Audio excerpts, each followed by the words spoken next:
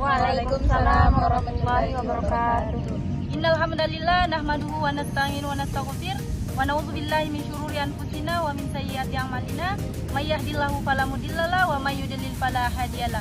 Asyhadu an la ilaha illallah wahdahu wa asyhadu anna Muhammadan abduhu wa rasuluhu la nabiyya ba'da. Kepada Allah kita senantiasa bersyukur dan kepada sang baginda kita Muhammad sallallahu alaihi wasallam kita senantiasa berselawat. Allahumma shalli ala sayyidina. Yang kami hormati Bapak Dr. Hilal Mahmud MM selaku dosen pengampu mata kuliah manajemen strategi. Perkenalkan, kami dari kelompok 5 yang terdiri dari saya sendiri atas nama Susi, Mandasari, Nurlaina, Rizka Pakan, Fitri Ramadan. Baik, itulah tadi anggota-anggota kelompok kami. Adapun tema yang akan kami bahas pada hari ini yaitu mengenai menerapkan teknik perumusan strategi dan prioritas strategi itu sendiri.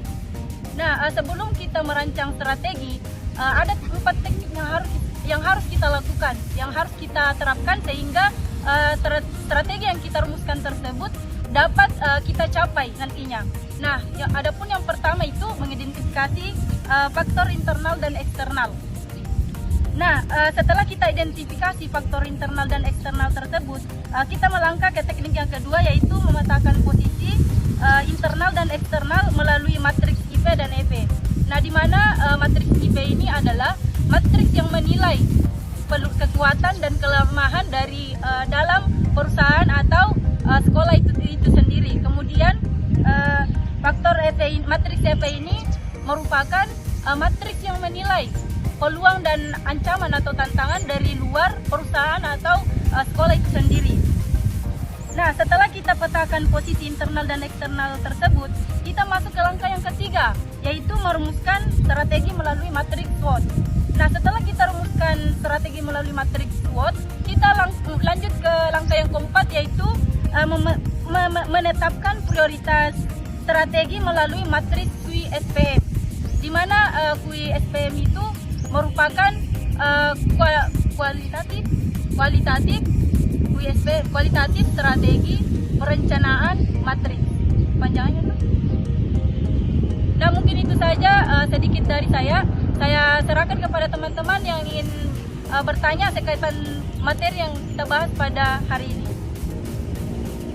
Kemudian kita akan bertanya, apakah yang harus dilakukan ketika terjadi kesalahan atau kendala dalam penggabungan hasil analisis penentuan faktor dalam penyusunan strategi? Baik, langsung saja saya menanggapi dari pertanyaan saudari Fitri Ramadan. Di mana ketika terjadi kesalahan atau kendala dalam penggabungan analisis penentuan faktor dalam penyusunan strategi, kita perlu menerapkan langkah-langkah seperti identifikasi dan analisis masalah. Terus yang kedua itu ada kolaborasi dan diskusi. Terus yang ketiga ada revisi dan koleksi. Terus yang keempat ada dokumentasi dan evaluasi. Terus yang kelima ada komunikasi dengan pemangku.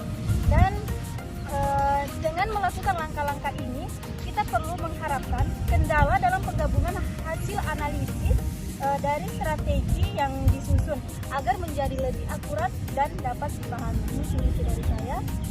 Selanjutnya saya ingin mengajukan pertanyaan kepada saudari Mandasari, di mana pertanyaannya itu bagaimanakah cara untuk mengevaluasi potensi adanya resiko dan peluang dalam memilih dan menerapkan prioritas strategi yang telah ditulis. Baik, langsung saja terkait mengevaluasi resiko dan peluang dalam penetapan prioritas strategi ini. Memilih dan menetapkan prioritas strategi yang tepat itu kita perlu yang pertama mengidentifikasi resiko dan peluang, di mana dengan eksternal pendidikan dalam penyusunan strategi di suatu sekolah.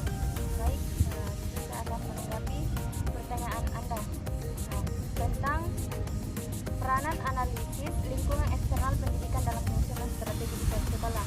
Nah, ada beberapa peranan. Yang pertama yaitu identifikasi peluang dan ancaman. Analisis ini dapat membantu lingkungan eksternal sekolah mengidentifikasi peluang seperti tren pendidikan baru, kebijakan suatu pemerintah yang mendukung suatu teknologi baru. Nah, yang kedua yaitu pemahaman terhadap dinamika sosial. sosial dan ekonomi. Nah, di mana sekolah dapat menyesuaikan strategi mereka berdasarkan pemahaman terhadap kondisi sosial dan ekonomi, seperti dengan menyesuaikan biaya pendidikan. Nah, yang ketiga yaitu adaptasi terhadap perubahan regulasi, di mana analisis ini dapat membantu sekolah tetap patuh terhadap perubahan regular pemerintah dalam bidang pendidikan yang dapat mempengaruhi kurikulum standar pengajar atau kebijakan penerima siswa. Mungkin itu saja. Adapun pertanyaan saya yaitu apa itu analisis SWOT dan bagaimana cara menggunakan untuk mengidentifikasi kekuatan, kelemahan dan ancaman sekolah. Terima kasih. Baiklah, terima kasih. Kita akan menanggapi pertanyaan dari Mbak. Nah, apa itu analisis SWOT?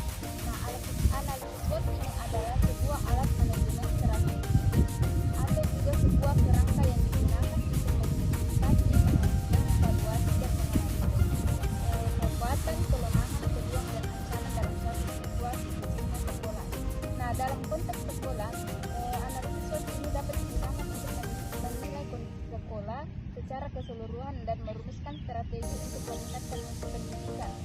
Nah, adapun cara melakukan analisis SWOT di sekolah, yang pertama itu identifikasi kelemahan, kekuatan. Nah, yang perlu dilakukan itu tinjau keunggulan sekolah seperti fasilitas yang baik, kurikulum berkualitas, guru yang berpengalaman. Yang kedua itu identifikasi kelemahan. Nah, dengan cara mengevaluasi area di mana sekolah mungkin kurang unggul, seperti kurangnya dana, fasilitas yang kurang memadai atau kurangnya dukungan dari orang tua. Nah, yang ketiga itu identifikasi peluang dengan cara meninjau faktor eksternal yang dapat dimanfaatkan oleh sekolah seperti peningkatan kebutuhan akan pendidikan khusus. Yang keempat itu identifikasi ancaman dengan cara evaluasi faktor eksternal yang dapat menghambat kesuksesan sekolah. Nah, setelah keempat poin itu telah diidentifikasi, kita harus analisis SWOT dengan menghubungkan kekuatan dan kelemahan dengan peluang dan ancaman.